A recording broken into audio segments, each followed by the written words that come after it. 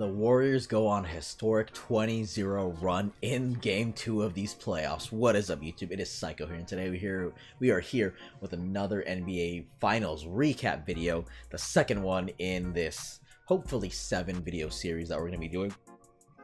But yeah, today we were discussing Game 2 of the Raptors-Warriors game today. So if you guys are excited for today's video, hit the like button in the face. I hope you guys enjoyed the video, and let's get right into this game, guys. So like I said earlier, the Warriors went on a historic 20-0 run. For the most part, I was actually watching this game on my Twitch stream, which, by the way, if you guys want to join me for those, link is down there in the description. I always watch the games live with an audience, usually an audience of only like 4 or 5 people. But I mean, hey, there's nothing wrong with that, or at least in my opinion. But when I was watching the game, the Raptors had the lead for a bit, and then the Warriors would get the lead. The gap between the lead was pretty small in the beginning, or at least in the first quarter, and then by the second quarter, the Raptors were up. To end it, it was like 59-54. Kevon Looney got hurt really early in this game. I actually think when I turned the game on, it was only like 3 minutes into it, so like there was like 9 minutes left of the first quarter, and I think like Kawhi he got bumped or something, and he landed really hard, and like he had like a rib contusion or something like that. Iguodala also got hit by he backed into Gasol when Gasol was screening him, and it I forgot what it did, but it like shook him up a little bit. He still played. He played about like 30 minutes throughout this game. And Klay Thompson also got injured. He went for a 3, and then Norman Powell or Danny Green, one of those two, because they were Norman Powell, Danny Green, one of those two was going at him to contest the shot, and he landed, and he was still playing, but he would grab the back of his thigh, and it was just like, that's probably a hamstring. And they took a timeout in the fourth, around the at the half mark of the fourth, and Klay Thompson was just, they focused the camera on him, and he was just walking to the bench, and he looked so pissed. And next thing you know, he is just walking through the hallway, and it pretty much left the game. But Steph Curry actually really started out this game really badly. He took like 3 threes, and he missed it was either a layup or a floater or something, and then he started hitting threes that I didn't think that he was going to be hitting, because he like always, he just runs around. He's constantly in motion, just running around, and then he was able to hit threes.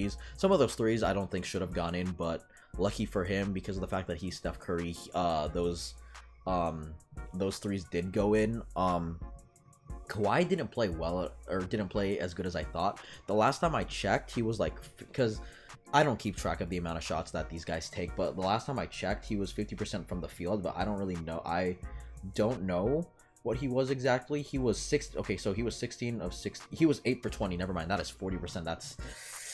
That's not great. That's not the greatest shooting percentage in the world. Also, Iguodala was the one who hit the game-winning 3, I guess. In my stream, you literally just heard me saying, run the clock down. Like, run the clock down, pretty much, I was just repeating run the clock down, which, I mean, if you mishear me, sounds a lot different than, run the clock down. But they were running the clock down, and then Iguodala, I thought he was gonna go for the layup, but he sidestepped and shot the 3, and I'm pretty sure it was a 3. It was either a 3 or it was a long contest, or a long 2. I almost said long contested, but it wasn't even really contested at all. And then he started pointing like this, and I was like, damn, that was pretty damn good. Alfonso McKinney did play more. Oh, Boogie Cousins actually was really good. Like, I think he hit all of his free throws. He was getting rebounds. He was doing spin moves. Like, he turned into Brook Lopez from game 1 of the Eastern Conference Finals for some reason during the beginning of this game. I was looking at him like, is this the same dude that tore his quad? But there was a scary moment for me, or at least I felt like, in my opinion, it was a scary moment where, well, not really scary. It was short and sweet, where, well, not sweet, but Boogie Cousins was going for the loose ball, and then he fell, and he like tumbled a little, he rolled around a bit, and I was like, oh my god, this man probably just got injured again. Also, there were so many times where because of the fact that the Warriors offense is so predicated on so much ball movement, there were a lot of times where Draymond Green was open and I thought he was going to take the three, but instead he just always went for the extra pass, whether it was to Livingston for a dunk or if it was just in general, because the ball movement for the Warriors is really good. Kyle Lowry fouled out like late in the fourth quarter. He only played 27 minutes. Serge Ibaka had 7 and 10. He was 3 for 7 though. I honestly don't even feel like the only people I really saw out there was Fred VanVleet and Norman Powell. I didn't really feel like I saw much of Serge Ibaka. Oh, I remember why. Because when Serge Ibaka came into the game, he was only out there for like 5 minutes, and then all of a sudden he had 3 fouls in like 5 minutes, and I was like, that is a little disappointing in my book. But I don't know. Iguodala, Cousins. I'm actually surprised that they started Cousins at center. They pretty much took away Jordan Bell's minutes because Jordan Bell played 9 seconds. Quinn Cook hit 2 threes that came in real clutch. He hit back-to-back threes. Because what happened was, I think he hit the 3 and then they got a steal and then they got the ball back to him and then he shot another 3, and I was like, that was really impressive. Alfonso McKinney only played, oh, I thought he played longer than that. Alfonso McKinney only played 9 minutes. He's mostly there for defense. But he took a 3 and unfortunately didn't make it. I'm pretty sure that he made a 3. He made a corner 3, did not make it. But I don't know. I feel like Iguodala's dagger to end the game was probably what the main story of this game. But at the same time, Pascal Siakam, I almost said 34 and 14. That was Kawhi Leonard. Kawhi Leonard only scored because he shot from the free throw line. He had a pretty bad shooting night, but he grabbed a lot of boards. He had a block. Boogie Cousins actually had a really good block on Pascal Siakam when Siakam was going for a close mid-range shot, and Boogie Cousins and Draymond Green pretty much doubled him, and Boogie Cousins was able to knock the ball out of his hands. By in the third quarter was when the Warriors actually had their 20-20-0 run, which is the first time that's ever happened since the ABA-NBA merger back in like 1967 or something like that. I actually saw that on Bleacher Report. Wait, oh, what in the heck? I didn't even see this photo. If you guys can see that, this might be the thumbnail of the video. I'm not 100% sure, but that's kind of funny in my opinion. Also, Durant and Clay were waiting for Drake in the tunnel, and Clay was like, "We'll see you in Oakland, Aubrey," or whatever. And Clay is expected to play in game 3. I really hope so, because without him, I don't think they're gonna play as well as they did tonight. Gasol only had 6, so he was a lot more quiet on the offensive end, but he did get 6 rebounds and 2 assists. He did also have a block. I don't really know. Also, OG Anunoby was considered active, I think, for this game, but he did not play at all. They just went with their usual 8 guys that they played.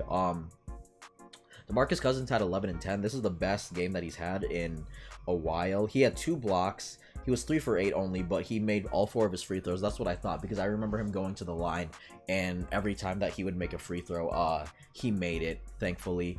And yeah, I don't really know I still don't know how this series is going to go. I did predict that they were going to split in Toronto, and I do expect a split in Oakland. But other than that, by game 5, I don't know who's going to win at that point, because it's just, it's up in the air for me. My friend is taking Raptors in 7. I could see Warriors in 7, especially since Steve Kerr said that Kevin Durant probably only needs 1 more practice and then he's good to go, which they will throw him out in the starting lineup. I don't know if he's going to play limited minutes or not, but they need everything they can get from him. Although Curry had 23, Clay had 25, despite Curry's really bad shooting night, he was still able to really contribute, and a lot of the points that he scored were really pivotal in getting them back from that. They were the biggest lead that the Raptors had, I think, was like, it was like a 12-point lead. Their biggest lead was by 12, and it was just the Warriors, like, by the time that the third quarter started to when from the third quarter and on, it was pretty much just the Warriors game at that point, because Curry was making shots, Quinn Cook was shooting, Draymond Green was just facilitating like always. A lot of Pascal Siakam's points, just like in game 1, did come in transition, because what I would notice is that Fred VanVleet would, or just anyone in general, mostly like Kyle Lowry, Fred VanVleet, they would lead the fast break, and then they would toss him the ball. I think that's where Boogie's first block came in, because I think VanVleet was passing Siakam the ball in transition, and then Siakam tried to go for a layup, but it was blocked. I think, I can't 100% know. But yeah, with the way Kawhi is playing, I'm hoping that he's able to find his rhythm really soon, because he's having bad shooting games. Like in terms of shooting, he's doing bad, but everything else he's been just fine completely. But he needs to find maybe his left thigh or left quad is really what's bothering him a lot. I don't really know, but Danny Green also had like 2 threes, I think. Did he? Yeah, he was 2 of 5 from 3.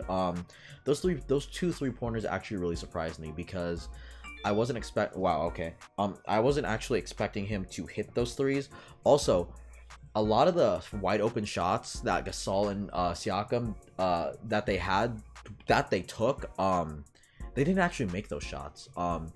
And because I would see that the Warriors players would see the ball in their hands at the 3-point line, and then they would move towards them a little bit, but then they would just completely they would just not bother with it and let them shoot. Which, I mean, those are the types of shots that you let them take. Even if they do make it, those are the types of shots that you do want them to make, because those shots aren't as reliable as we think they are.